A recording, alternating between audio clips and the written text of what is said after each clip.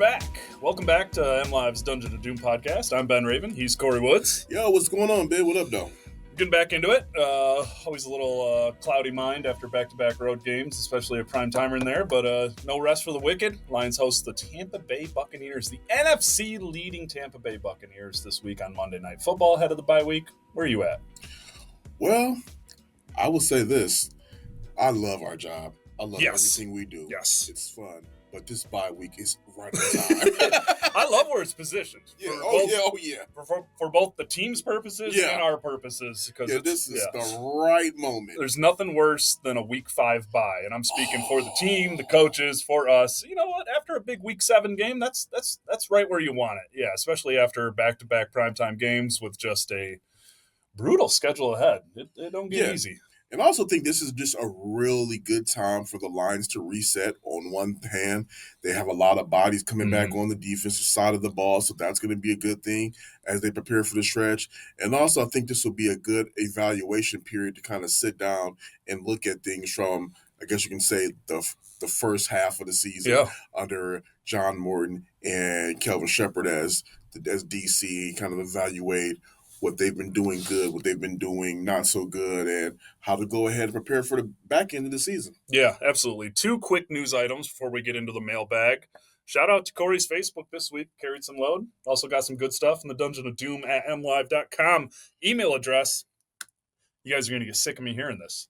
Email your voice memos, email your questions to that email address. We'll get you. We're still going to hunt you down on social media, but like that email inbox, that's a good place to send them. It is Dungeon of Doom, all one word, at MLive.com. We got, I think, 4 voice memos.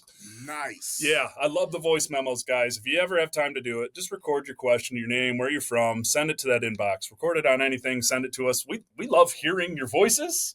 We're going to start doing a Doomer of the Week. You'll enjoy that. Oh, boy. I want to see where we're going to go with this one. Yeah, I've been told to dip into my former wrestling announcer voice and can do. But the 2 news items, it is, oh, crap, what day is it? It's Thursday, October 16th. You know what? That really did hit me like, what day is it?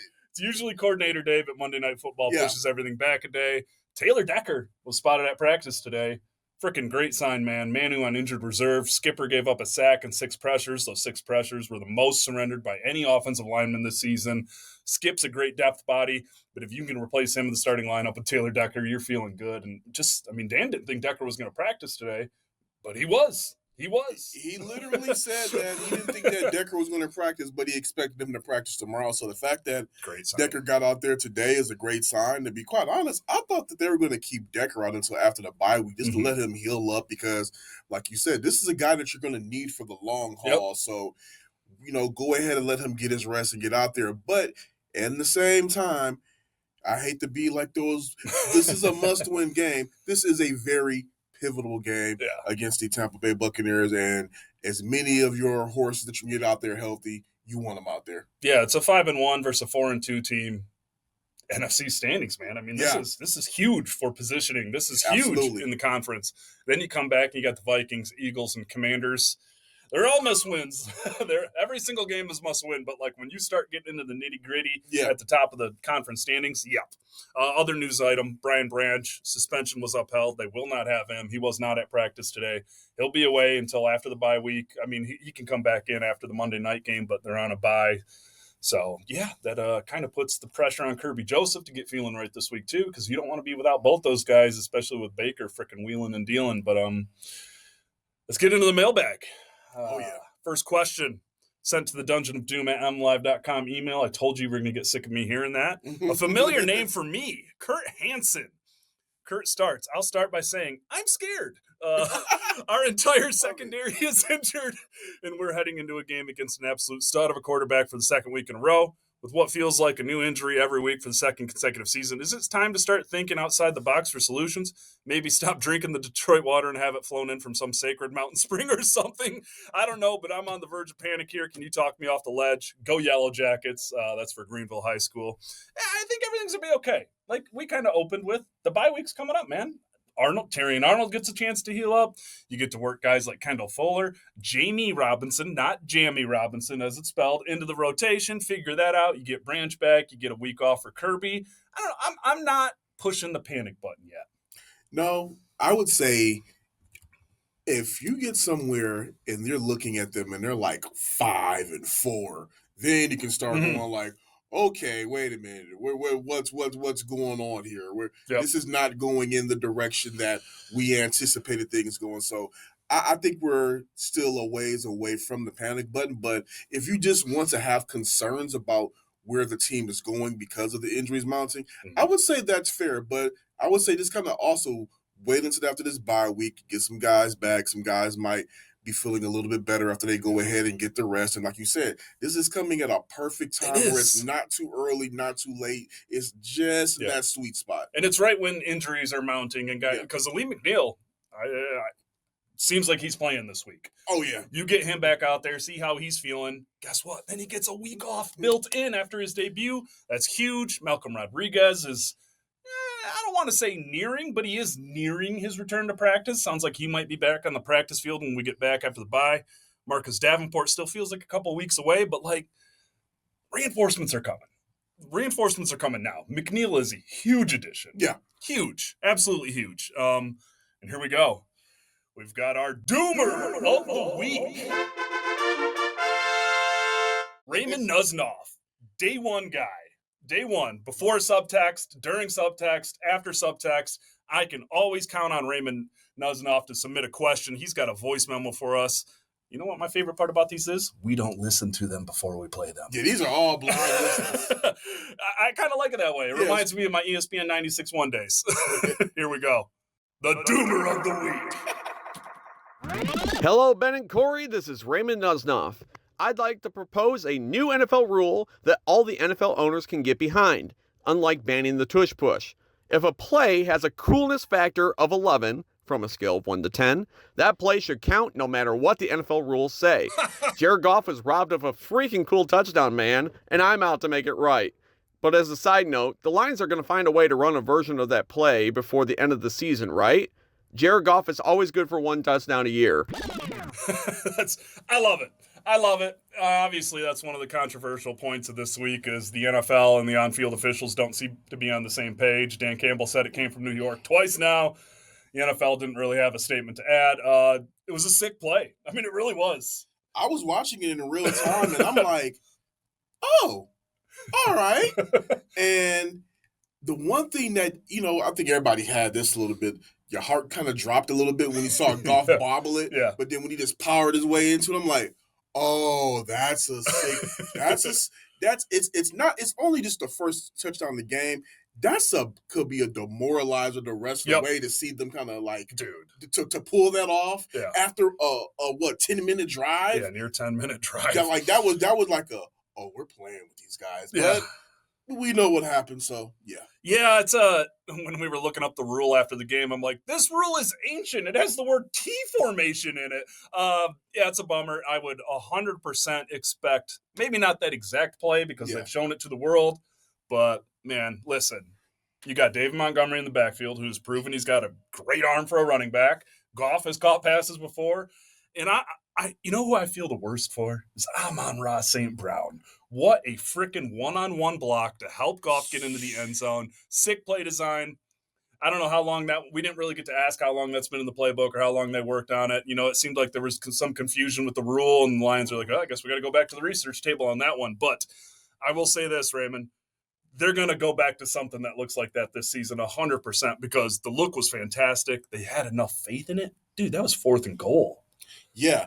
And that was also the most shocking part of it, too, because if you would have went ahead and went up the middle with David Montgomery or even Ja for that matter. With 10 touches on that drive. Yeah, I mean, nobody would have blamed you, but pulling that off, that was definitely an eye-opener to me. I'm like, okay, all the concern about the trick plays, you think we should put that to rest now.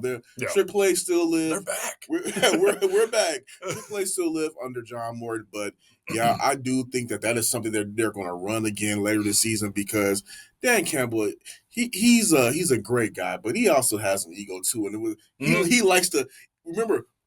The Decker report. Number 70 is eligible. Yeah. He kind of needles with stuff like that. Absolutely. Next question from Mike Martini. That's a great wrestling name if you ever want to pursue that as a career.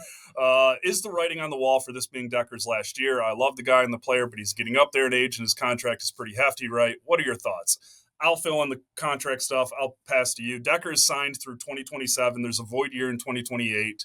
I believe next season's at $14.9 million base salary. It goes up to $17.7 million base salary. Listen, as long as he's here, as long as he's playing the way he's playing, he's this team's starting left tackle, although very open to drafting a tackle for the future, if not this year, next year. I'm definitely open to drafting a tackle. You have to go ahead and prepare for the future. He's had some injuries. He's not old, but he's not getting any younger. Mm-hmm. And you don't want to be in a position where you have another Frank Ragnow situation where you believe the guy is going to be with you going into the season, and then he just says, you know what, my body can't take any more. Yeah. The guy has battled through a lot. He's battling through a lot. The fact that he was back at practice today was surprising, not just for Dan's comments, because like you, I was like, just ride him through the bye week. Get him right coming out against Minnesota after the bye week. Yeah. Decker is still one hell of a pass blocker. He's one hell of an offensive lineman. He is one of those heartbeat guys on this team. You know, when stuff is hitting the wall, he's the guy that stands in front of us and talks for 20 minutes. So I like the way you phrased your question. There's a lot of respect in there, and you're wise to look to the future, but it is kind of like the Frank thing. They quietly prepared for the Frank thing. They took Mahogany. They took Ratledge. They took Frazier. They took Mahogany and Ratledge specifically. They still view Ratledge as the potential long-term center option. Brought back Graham Glasgow. So that is why it's like, all right, find yourself a tackle to draft and develop for this next draft. I'm not saying first round. I'm not saying not first round, but I'm not going to rush Taylor Decker out the door. They're not going to rush Taylor Decker out the door. And that is why I'm giving you some props in your question, because you're not rushing him out the door either. You're being fair. I mean, he's going to be 34 or 35 on the back end of that contract. A lot of injuries. Tough guy. It catches up to you. You saw it with Frank Ragnow. And also, too, this is just me personally. I think with the injuries that he suffered, what his body's going through, depending on what the Lions do, and I mean, like, let's say they run the table and win this whole thing, I could see him just being like, you know what? Chucking the deuces. If they win it all? Yeah, if they win it all, I can see him chucking the deuces because it's like, you know what? It'd be a sick. Yeah. I just think that he's staying on for the same reason that Frank probably stayed on. I've been here so long, and now we're starting to win. I'm not walking out just yet. Yeah, I mean, he is one of those guys that's given it all for this franchise and continues to give it all for this franchise. So we'll see. But, yeah, I think bank on Decker, but prepare for the future. Nothing wrong with that. We're going to go back to a voice memo that was sent to the, knock on wood, dungeonofdoom at MLive.com email address. This one is from Joel Janik. Hey, guys. Joel here, calling in from New Jersey. I wanted to ask about the defensive line. We spent most of training camp talking about the edge position and concerns around production and depth. Secondary injuries aside, is the edge position still a concern for the defense? Have the depth players at edge and the D-line overall done enough to eliminate this concern? If not, what do you want to see, or who needs to step up? Also, Zadarius Smith retired on Monday. Do you think Brad Holmes had some intel on Smith's plans for the year? Just another example of don't doubt Brad. I'm going to let you take that to start with. Don't doubt Brad. Because everybody knows I'm a Brad Holmes supporter. At least the thought process of it because of what he's built here. But I don't know if Brad knew that Zadarius was going to retire. I mean, even when he reports that we've seen, it was a personal decision. He went to the Eagles that morning. So I don't think he knew that. But with Zadarius not being in training camp, who knows what those behind-the-scene conversations may have been where Brad and Dan may have seen something where it's like, you know what, this may not necessarily be the best direction for us to go in. So I would say it could have been something more along those lines as opposed to he knew that he was going to retire. Because, I mean, I think that's probably what it could have been. Let's put it like this. Zadarius spent a lot of time with this coaching staff and with those trainers last year, getting cleared and stuff like that. So, I mean, if anybody had insight, it was the Lions. I'm not saying they knew he was going to retire, but I think they probably were like, this guy's played a lot of football. He still wants a lot of money for, his agent, but he was still productive, man. I mean, shoot, he was playing a lot of snaps for the Eagles, too. He was. I mean, he was their He was their best edge rusher for a couple games there, for sure. And the other question about the depth at the edge, listen, it's working right now, and it's about to look even better with Aleem because that's another pressure creator. That's another body you cannot ignore. The second Aleem can start breaking into backfields, and that running back's got to choose between him and Hutch.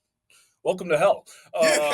But it's still an area of need.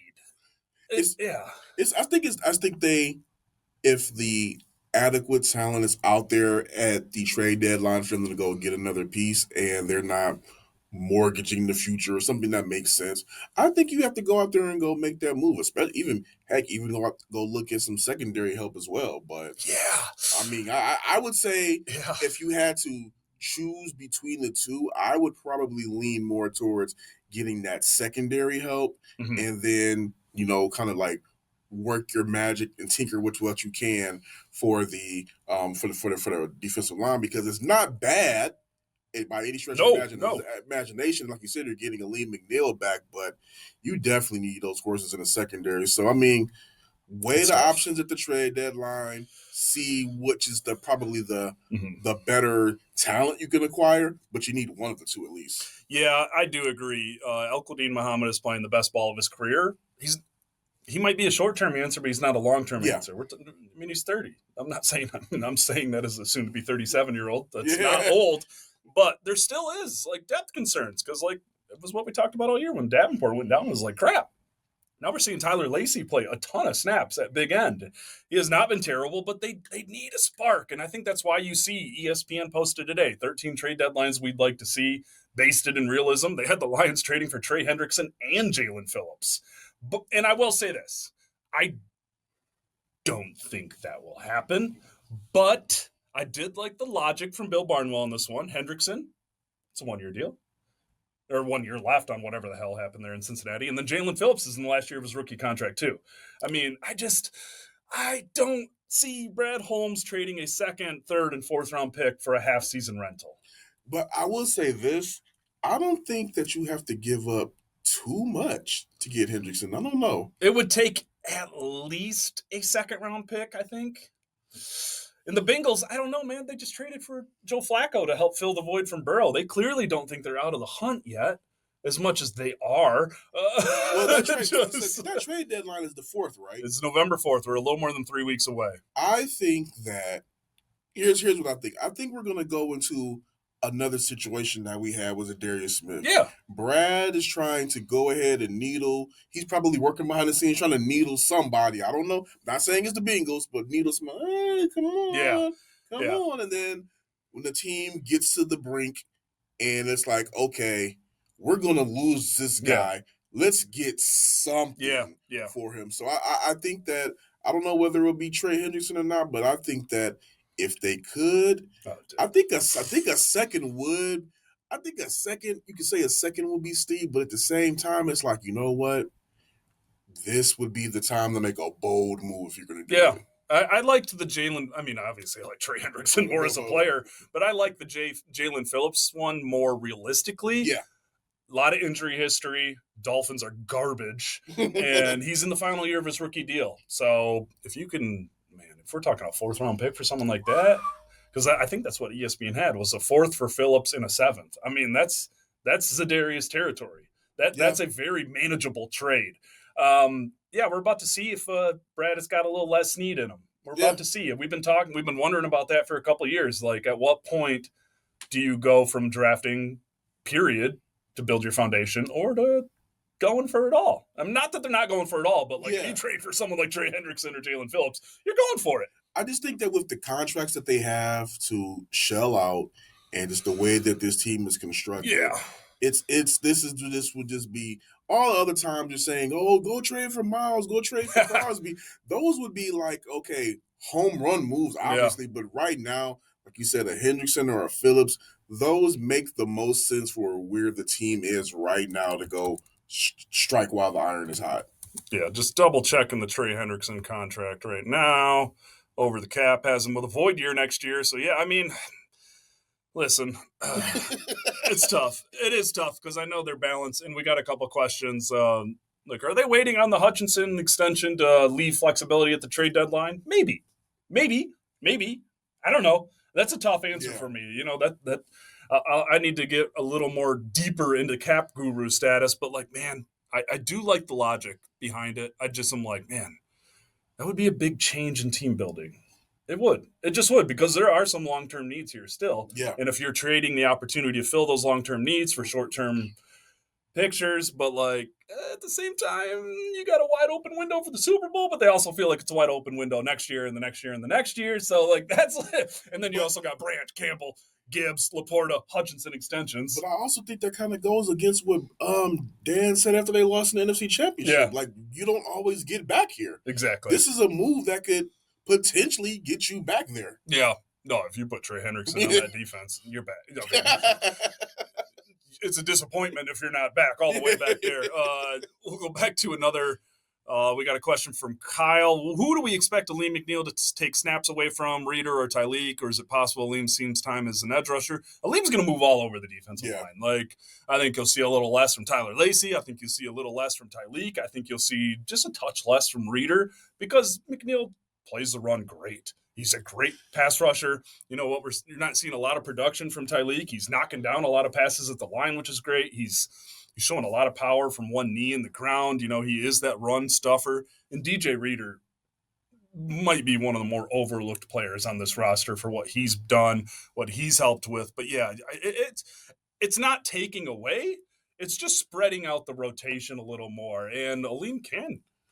I'd put Aleem anywhere on the defensive line in certain looks, man. He really is that freaking good. Also, too, again, we're not calling this guy old, but Reader is 31.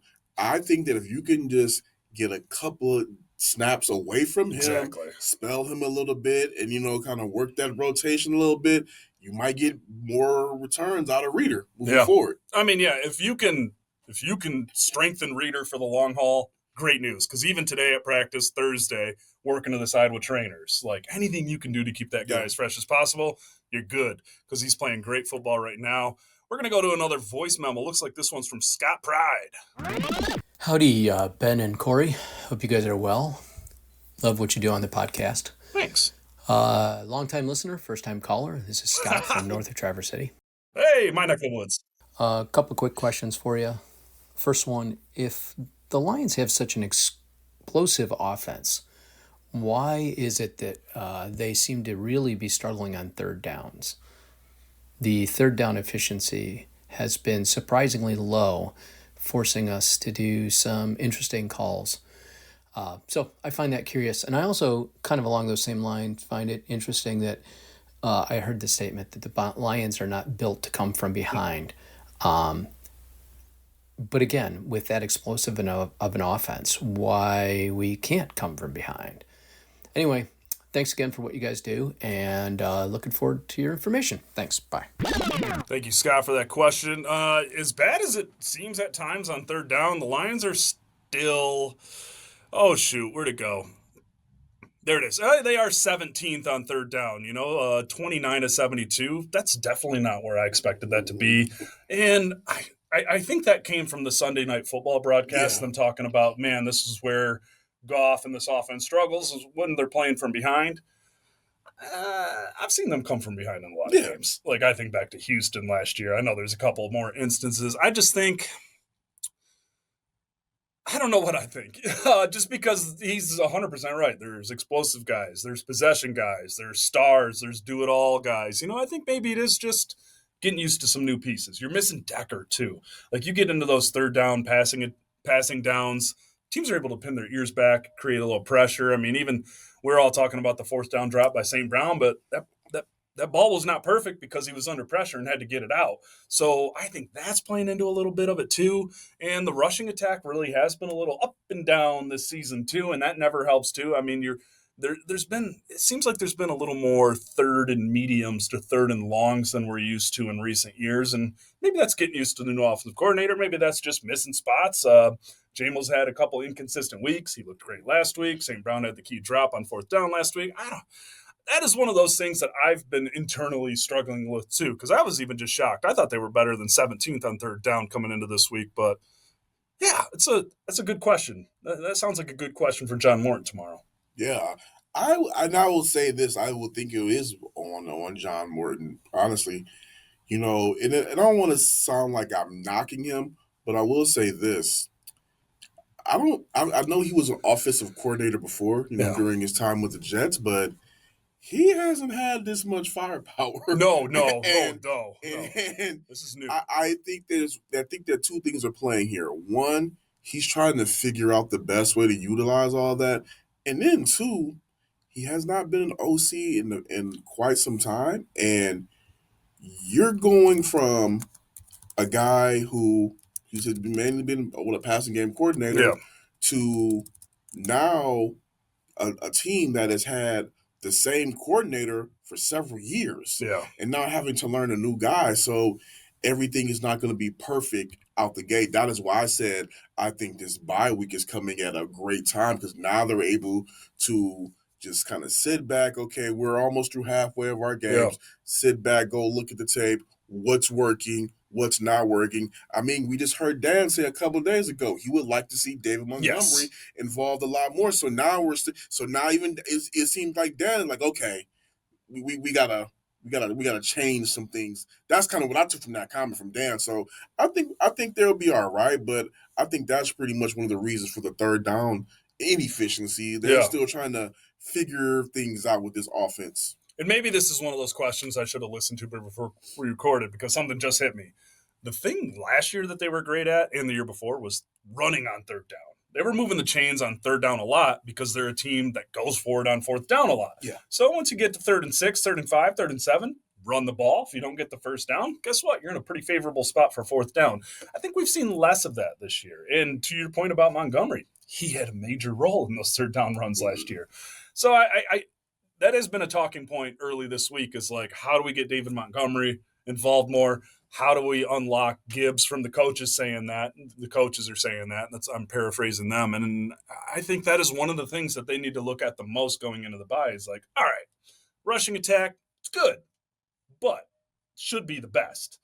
Should be the best. I mean, I think getting Decker back will help that. I think the young guards continuing to grow will help that too. I mean, that is playing a factor too, as I say that out of my mouth. Ratledge and Mahogany have had some really great spots. Still young guys who make mistakes. I think there's trust in them, but I think that is one thing that they need to look back on in the past couple of years and be like, we can run the ball on anybody, anytime. That's the thing. Like, Demo is a bruiser. Yes. Like, one thing that I've always, and correct me if I'm wrong, at least from when I'm watching it, I've seen Demo wear out defenses to the point that then you try Ja out there and then you start mixing them up. It's like they don't know whether they're coming or going. Yeah. No, and you got Montgomery who can wear defenses down, and you got Gibbs. It's kind of an interesting situation. Demo gets labeled as a power back. He's so much more than a power back. Yeah, absolutely. Gibbs gets labeled as a playmaker. He's so much more as a playmaker. There were 2 plays on that first drive where he had 10 touches where I was like, oh, he's down. No, he's not. No. His legs are still pumping. That's why when they didn't run the ball on that 4th and goal, I was like, I love the trick plays. I love that this quote-unquote worked in the moment. But you have got, oh my God, run the ball. Like, I don't know. So I think maybe it's the flow of the game that got away from them in a couple of weeks. But, like, man, I think that's a big thing. Start running the ball more on third down. Maybe you're not going to convert all those third downs, but you're going to put yourself in that familiar position of a very opportune fourth down. Yeah. So, yeah, I think that's one thing that needs to come out of the bye week, going from very good to great to elite. Because Montgomery and Gibbs are studs. That offensive line with Decker back and Mahogany and Ratledge getting more reps, it's got a chance to be a really good offensive line and get back to that foundation. We got one more voice memo from Tom Shepard. We got a couple new faces this week. Yeah. I like it. Thanks, guys. Hey, guys, this is Tom Shepard from Memphis, Michigan. Hey.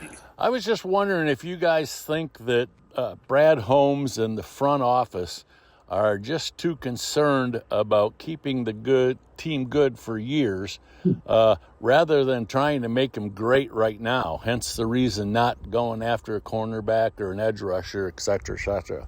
Let me know what you think. Love your podcast. Tom, thank you. Kory, what do you think on that question? I think there's something you can argue that point. It's not all the way offensive to think that. I mean, no, not at all. I mean, when you've had a franchise that has not been as successful as the Lions been for this long. And now you're having this string of, okay, fans are maybe disappointed with the playoff results, but they're happy. They're coming to games. Yeah. We're winning, sustained winning. I can't remember the last time the Lions have won. They had these many winning seasons potentially in a row. I can see why fans would think that. I think that's true? Not necessarily. I do believe that I believe that they believe what they're doing is working and is going to lead to Super Bowl success. But I mean, I can see why fans would believe that they're being, all the way super conservative. I'm with you. I hear you, Tom. I don't think the Lions, they get compared to Scott Harris and the Tigers a lot. Yeah. No, they're so past that. They're so past. They've made a trade deadline year and back-to-back years. And I think investing in your guys that you draft and develop in the draft who prove to be great players, that is investing in the now and the long term. But I get what you're saying. There's clear holes on this roster. There's clear depth spots and concerns to fill with injuries. And the window's wide freaking open. We know how good this team is. That's what I think it is. Is like everyone knows how well coached this team is, how great of a general manager they have in, and they just were like, I get it. Like, they've never won a Super Bowl. They've never been to the Super Bowl. Y'all want that. Y'all should want that. Y'all should taste that. So I get that hunger 100%. But I do think Brad views re-signing Hutch eventually, re-signing Gibbs, Campbell, Laporta, Branch. That is building for now and in the future. I do get that, but I do also get the like, hey, if Trey Hendrickson's available, go get him. Yeah. If Jalen Phillips is available, please go get him. Like, I get that. I fully get that. I think you can also argue too. You got to remember, Brad is a scout at his core. Yes. So I think that maybe you can argue, hey, maybe he believes in his scouting too much to a fault, where he doesn't go out and go make those splash moves. Yep. But I don't think it's him intentionally or the organization being intentionally conservative. I think it's just more so like, hey, we believe in the process that we are creating. Mm-hmm. And I think you hear a little pause in my voice about Hendrickson and Phillips because Brad's been pretty good at drafting instant impact guys. Yeah. Guys who play immediately. I know everybody gets focused on the long-term projects and the few misses he's made, but like he has, Ratledge was a second-round pick, starting. Tyleek Williams even, late first-round pick, starting. Yeah. So I think that like Brad views that cap flexibility, the cheaper contracts with rookies, and his ability that he should believe because he's proven it to draft instant impact guys. But that's a great question, Tom. Appreciate the kind words. That's like the internal battle on this beat is like, where does he view these guys that are on the back end of deals with a couple games left only on their deals, giving up future assets for that? I do get it. And that's why you hear me kind of open to a guy like Jalen Phillips because I'm like, hey, if you can keep your second-round pick, because you don't have a third-round pick this year, but if you can give up a fourth or a fifth and do a little late-round pick swap for a guy that's going to play a ton of – I get it. And a guy with some injury risk, too. For a very bad team, you might be able to get him even cheaper. So I fully understand that. There are some concerns in the secondary just because there's giant question marks on Reed and Arnold, and Kirby's knee obviously is continuing. He's continuing to play. But, that's the battle, man. I get what you're saying 100%, though. All right, we're nearing the end here. Thank you guys for these voice memos. Those are awesome. I hope you guys like hearing your voice on the podcast. Once more, if you ever have any questions, reach out to Kory and I. But dungeonofdoom at MLive.com. Record yourself on the phone. Record yourself on the computer. You send it here. Producer Patrick will make you sound lovely, and we'll appreciate and answer your question. So please do that. We love those. We love them. We love those. Eric Masson, another contender. Let me know if I'm saying your name right, too, because you are a contender for Doomer of the Week. A lot of players going on IR. I think only 8 can return. That is correct. How many IR for return spots are left for Detroit to use? I think DJ Reed, Marcus Davenport, Manu, Daniel Thomas, Shane Zylstra, Khalil Dorsey puts us at 6. How does it work?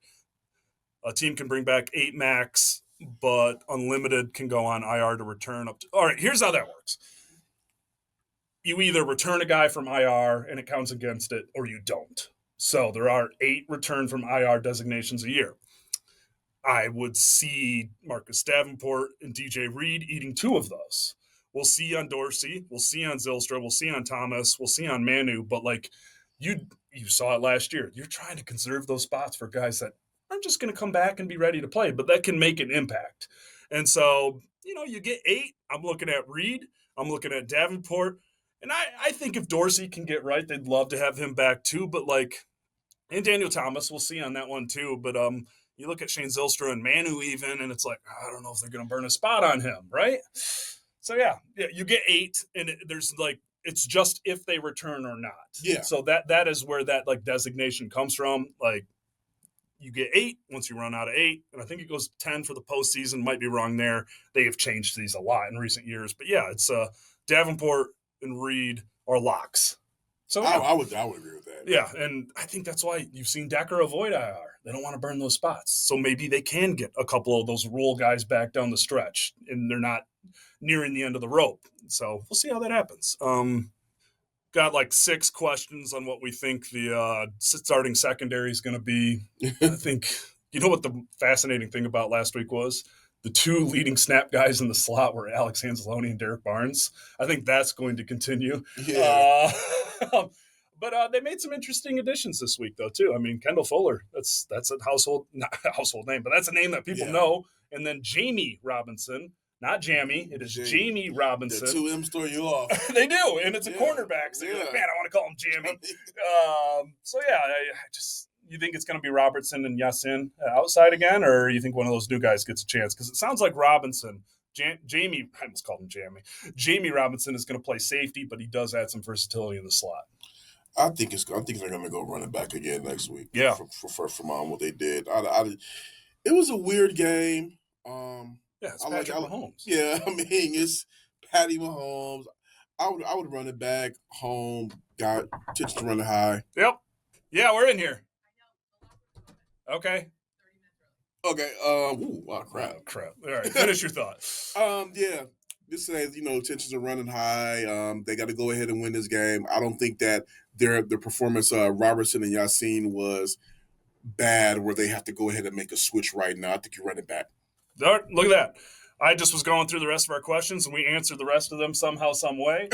You might not have got you, but Ryan in Toledo, we got your question. Alex Kohler, we got the Loft wanted to know Malcolm Rodriguez if he's the long-term Anzalone replacement. I don't know about that one. He's more of the Jack Campbell depth guy who can also do a couple things, going to help your special teams. And but we got to go to the locker room. They're opened at 30 minutes early.